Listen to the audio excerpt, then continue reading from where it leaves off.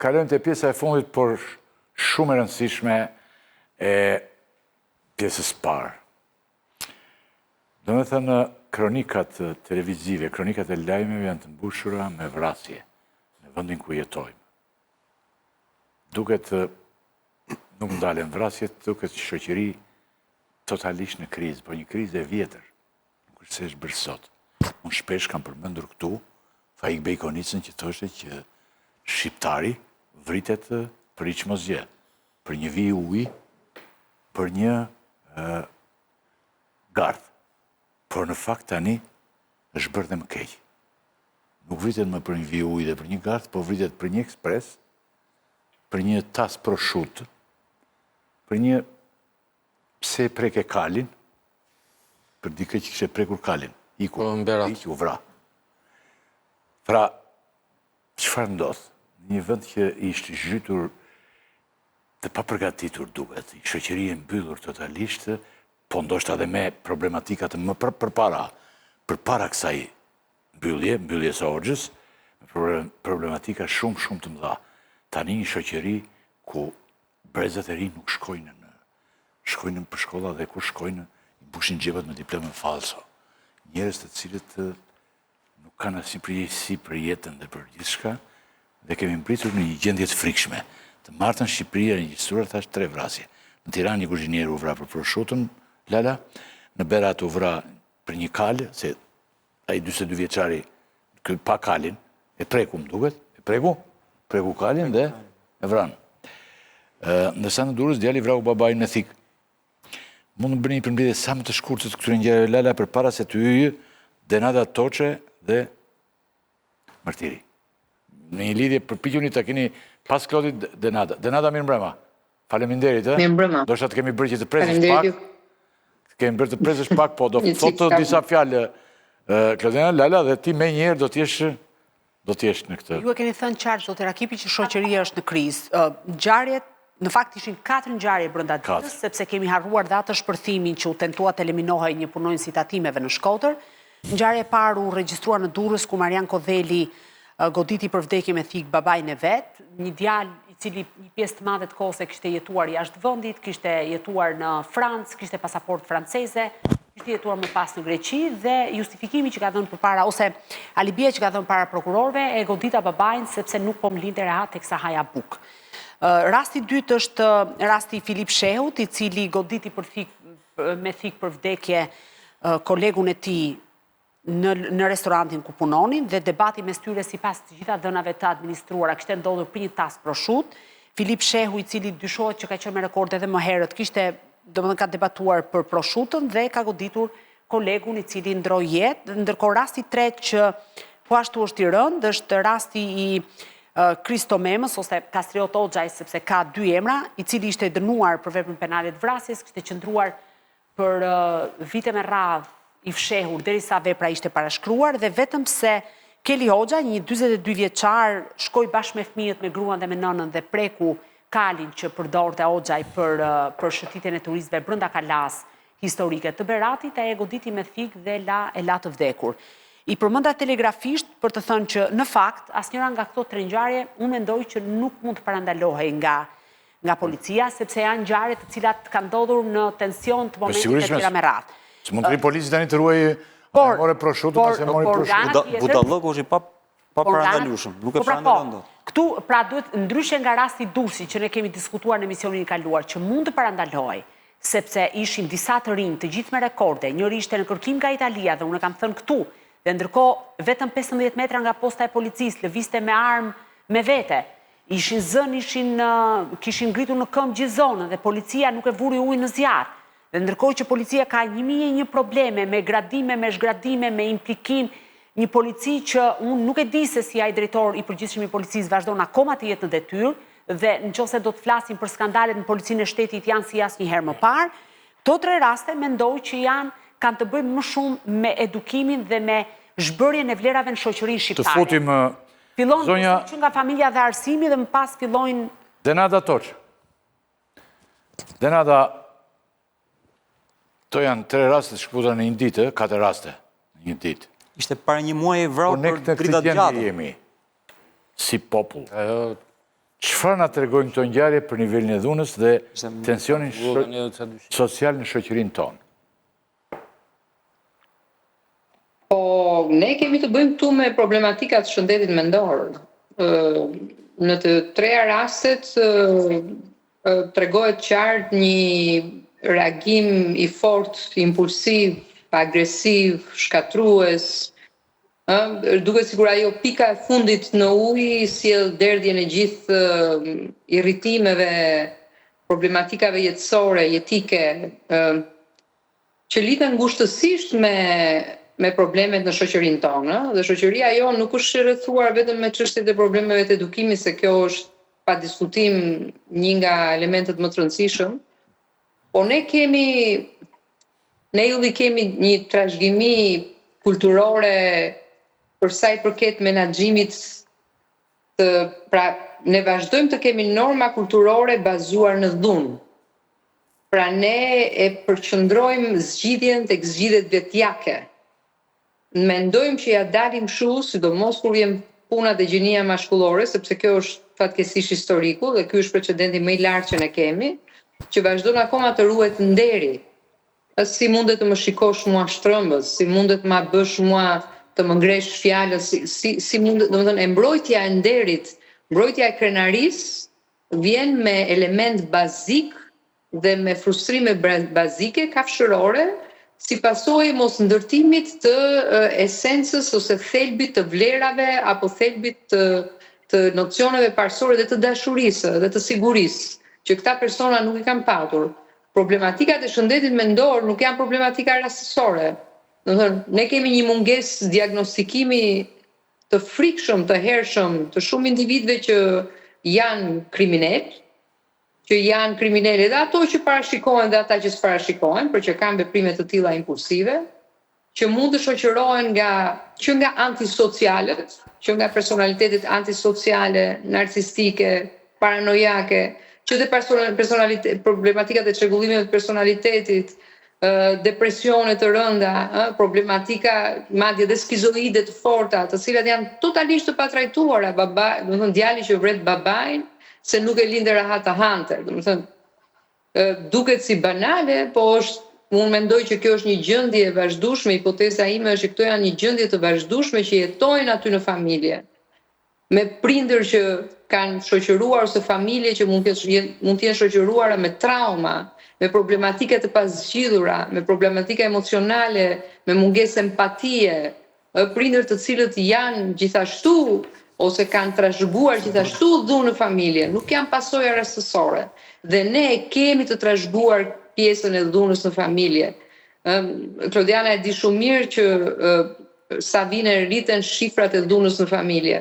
Dhe të shohësh babain, të shohësh gjinin mashkullore që rreh nënën, prindrit, dhuna verbale, dhuna fizike, dhuna psikologjike, mbi jetesa e një uni të fortë në familje, që gjithçka zgjidhet me pjesë, akoma ne kemi të trashëguar pjesën e arkaizmit patriarkal në familje. Jo më larg se sa disa ditë përpara, një nën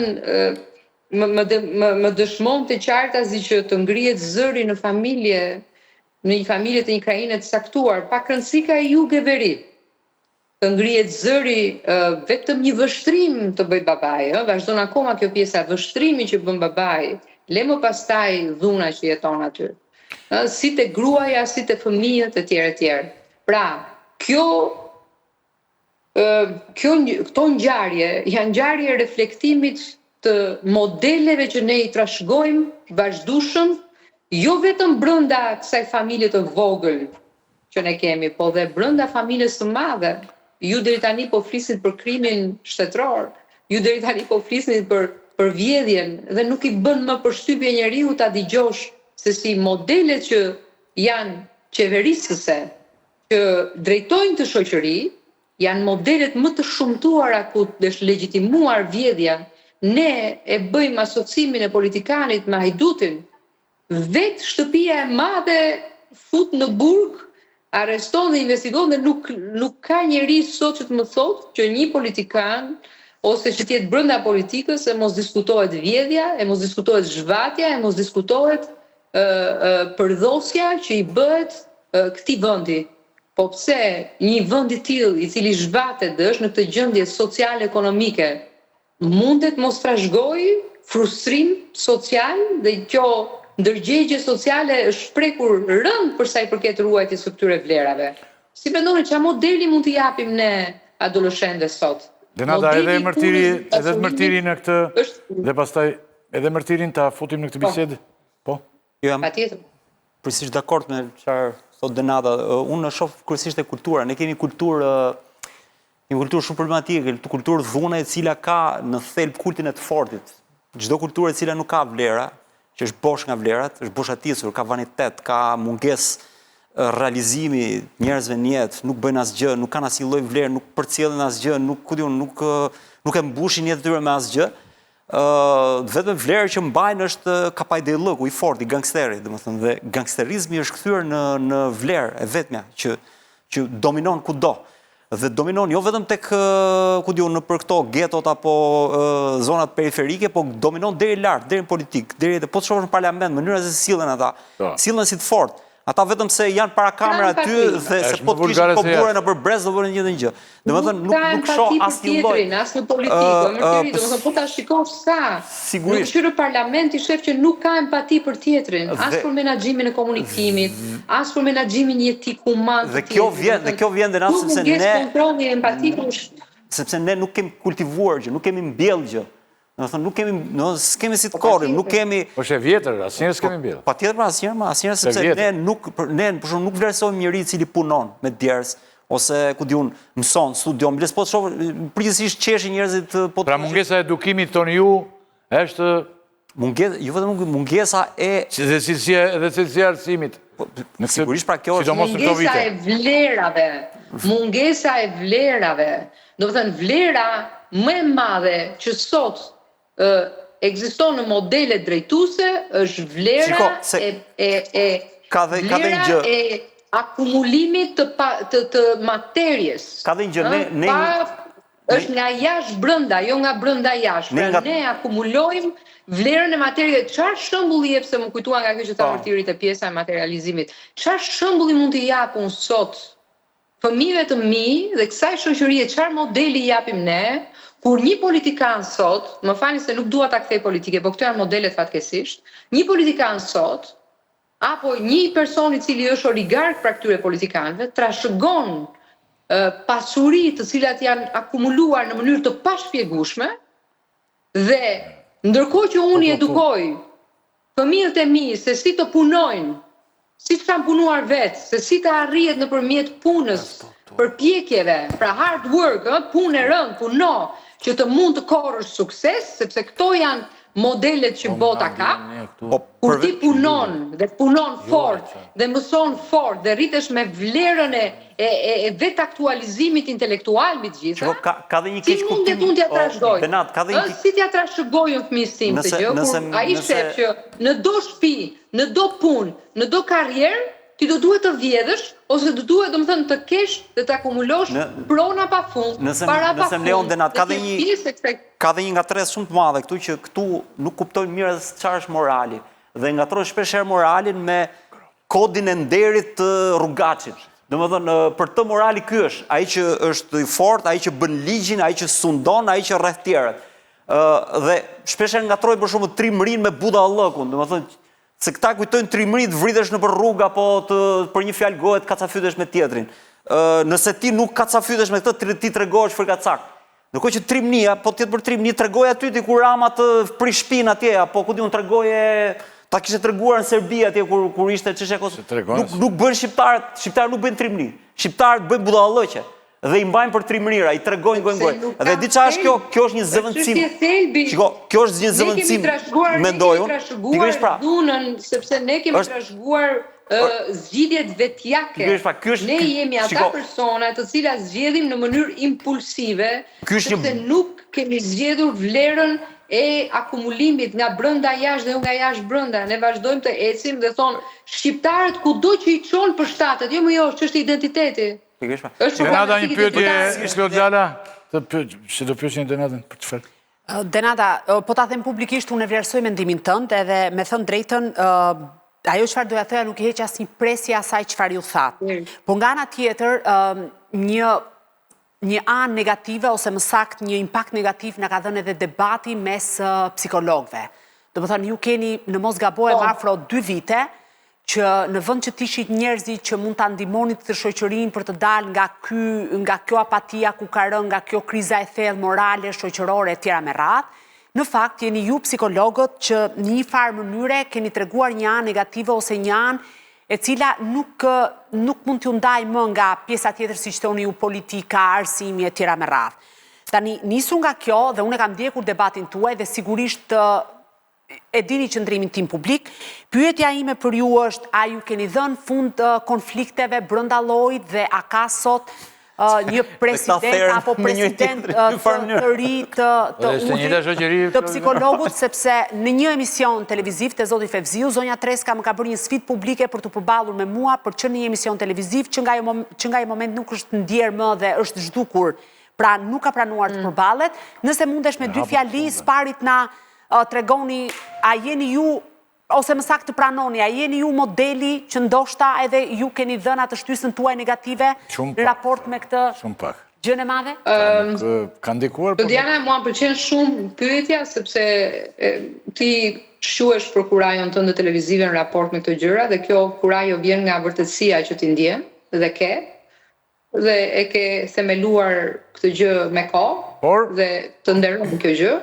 Unë personalisht mendoj që urdhri i psikologut nuk përfaqëson të gjithë psikologët në Shqipëri. Dhe sjellja e një individi nuk përfaqëson të gjithë psikologët. Ne kemi kultin e individit dhe fatkeqësisht, dhe kur them fat nuk është fat, po është keqësia e leadershipit në urdhrin e psikologut. Jam mërtiri, mund ta çoj deri në fund. Po, flisni më. Të konkludojmë shpejt sepse kemi... Dëgjosh në mikrofon. Jo, ndjes. Po, ja do ta them shumë shkurt. Ne fatkeqësisht përfaqësohemi nga urdhri i psikologut, nga një person i cili është mbështetur dhe nga politika, ti Klodiana e di shumë mirë këtë gjëra, është mbështetur dhe nga politika fillimisht, edhe aktualisht me sa shoh, dhe nuk i ka hyrë deri më tani, edhe pse i ka të gjitha gjyqjet e humbura, nuk i ka hyrë asnjë gjëm në këmbë duket, edhe pse ka një frikë aty dhe një izolim, siç ju e thatë. Derisa personi të shkulet se si duket, ne kemi trashëguar prapë të njëjtin modeli i kultit të një individi i cili nuk e njeh mbarimin, nuk e njeh përfundimin e një misioni dhe lënia trashëgimisë së një misioni të dikujt tjetër.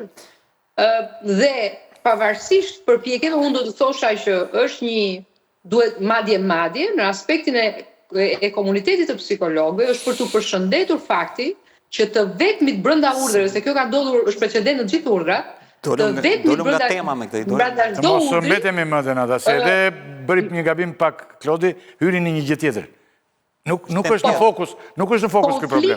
Ne hajde të bëjmë një emision. Bëjmë një emision, unë kam bërë emision këtu të posaçëm për urdhrin e psikologut dhe unë i di problemet e gjitha, por urdhri i këtë problem nuk e krijon urdhri i psikologut. Dhe as psikologut. Jo, po shumë e rëndësishme të janë mesazh. Po nuk e kemi këtë. Denata, të lutem, nuk e kemi. Javën tjetër të premtoj, 2 javë të ardhshme të premtoj të bëjmë emision për këtë problem, për psikologët. Por edhe sikur ti bësh, të thresësh psikologët më të mirë të botës, ky vend nuk rregullohet vetëm nga psikologët. Pyetja ime tani është këtu. Pse shteti shqiptar nuk e trajton dhunën e përditshme që ka arritur në nivel ekstrem si një emergjencë? Sepse nuk i ka mekanizmat e duhur as të arsimimit, fatkeqësisht edukimit. Një vend ku ka çeduar arsimi nuk është më mirë, as nuk është aty ku ishte, është më keq.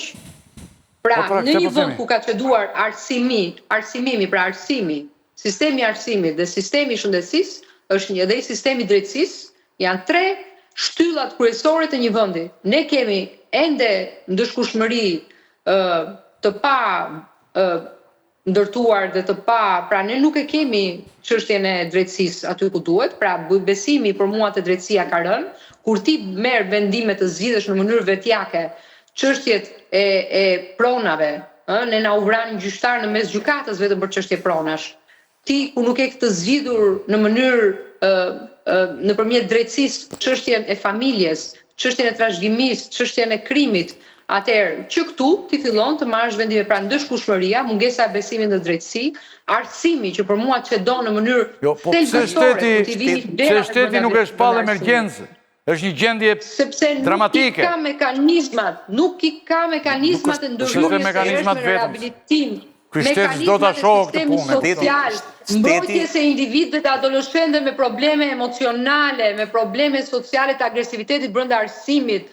Nuk i kemi, ne kemi psikolog në përshkollë që nuk bëjnë dot psikologun për shkak se sistemi nuk i mbështet. Mërtiri dhe të konkludojmë. Ata që punojnë në arsim nuk i kanë mekanizmat për t'i trajnuar si duhet dhe për të hapur shërbime profesionale. E dini çdo thoni ti jetë një psikolog profesionist dhe tjetër të japi ndërhyrjen e hershme dhe shërbime sociale që ndërhyjnë që herët te këto familje, te këto individ që shfaqen sjellje agresive, antisociale dhe kriminale që herët nuk i kemi dot, nuk i mbajmë dot, nuk investojmë, nuk është prioritet. Nuk është prioritet. Denat, shteti për mua, nëse si ka mekanizmat, duhet i gjejë, duhet i krijojë. Dhe është e pafalshme që shteti nuk i ka mekanizmat. Dhe kjo vjen nga një, themun, problem i madh që ka shteti, indiferenca. Më saktë shteti nuk e çan kokën, as do të di fare, as janë ndjen fare se vriten njerëz. Nuk ka krimë të madh indiferenca. Më fal. Pra, po të them një gjë të marr rast e kot. Unë kam parë, për shembull, kryeministrin tim, i cili pozon me një reper, që këndon e bardha e shiles, bëjmë biznes në 100 kg, që del bën klipe ku vret polic dhe shpërndan drogë dhe ja kall policisë dhe bën jetë prallore, ku pozon me Lamborghini, ku diun dhe kryeministri del pozon me atë dhe më thretë për fushata. E ofron atë si model dhe pikërisht Noizi gjendet dhe e kanë përfshirë Noizi në tekste shkollore me foto dhe në tekste shkollore të fëmijëve, po. Dhe ky shtet, qofse ka të paktën një minimum shqetësimi. Ana i mbejfrashit e këta, ka kalon se gjasme e pretendon këtë sikur kjo është trendi dhe kërkon të zbres tek fëmijët. Ndërkohë që fëmijët merren gjithë ditën me këto. Problemi është si ta tërheqësh fëmijën nga Noizi dhe ta çosh ke ku diun Beethoveni apo tek këta bëjnë të kundërtën, ta e çën në krah tjetër. Pra, problemi është që këtu shteti, madje unë kam parë një klip ku këta vrasin policët. Klipi kështu ishte, vret policën, shesin drogë, e kapin, arrestonin, fusin burg, del Çileta, çliron Noizin nga burgu dhe vret dhe policët aty, kështu me si, edhe në fund fare, jetojnë të lumtur një plazh tropikale, ku diun. Tani, e di që poshtë ishte me tritra. Falenderoj Ministrinë e Brendshme për suportin që na dha për mjetet në përdorime të tjera. Tani, më fal, çfarë them, a shtet ky? Pse vjen kjo? Sepse shteti nuk e ka problem krimin. Shteti me krimin është ortak, domethënë e para. E dyta, sepse kjo shoqëri se ka problem krimin, sepse kjo shoqëri se ka rëndësish me jetën. Kjo shoqëri nuk është mësuar sepse ka jetën bosh. Dhe normalisht hero vrasëse në një gjyqtari. Ke parë parlamentin shqiptar tani? Vrasëse në një gjyqtari e bën hero. Parlamentin shqiptar e ke parë ti tani? Po e kemi parë. Renata, tani do konkludojmë, dua disa fjali të fundit. Ç'mendon ti tani? Mund të bëjnë një gjë konkrete shtetit thua ti ajo? Vlera më e madhe që njeriu ka është jeta. Në momentin që shteti shqiptar nuk ka respekt për individin dhe për jetën e tij, për mua kjo është tragjedia që gjithnjë më tepër do përkeqësoj shëndetin mendor në Shqipëri dhe jetën sociale në Shqipëri. Pasiguria është më e madhe se ç'mendojmë ne.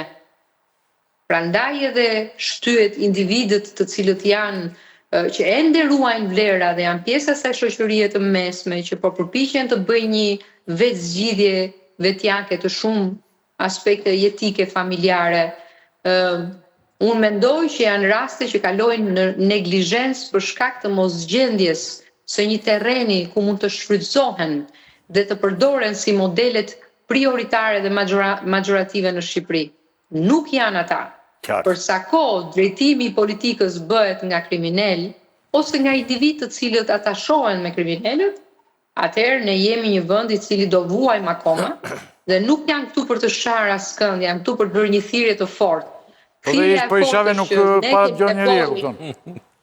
Ne kemi nevojë për modele të cilët të jemi krenar që jemi shqiptar. Ti mund ta shohësh që në impostim, po të shohësh Ramën e këta ata pozojnë si cuba, ecin si cuba, domethënë po ti shohësh këta. Fort janë gjithë. Këta kanë mentalitetin e tyre, po s'ka asnjë dallim ky nga ai që. Domethënë nuk Ne na është vrar nacionalizmi që në djep. Dhe nuk ka krim më të madh se mos jesh krenar që jesh shqiptar. Ne duhet jemi krenar. Edhe jashtë këtyre kufimeve. Dhe ne na cënohet kur vendi ku cënohet jeta, vendi ku preket jeta, është një vend i cili nuk na bën krenar.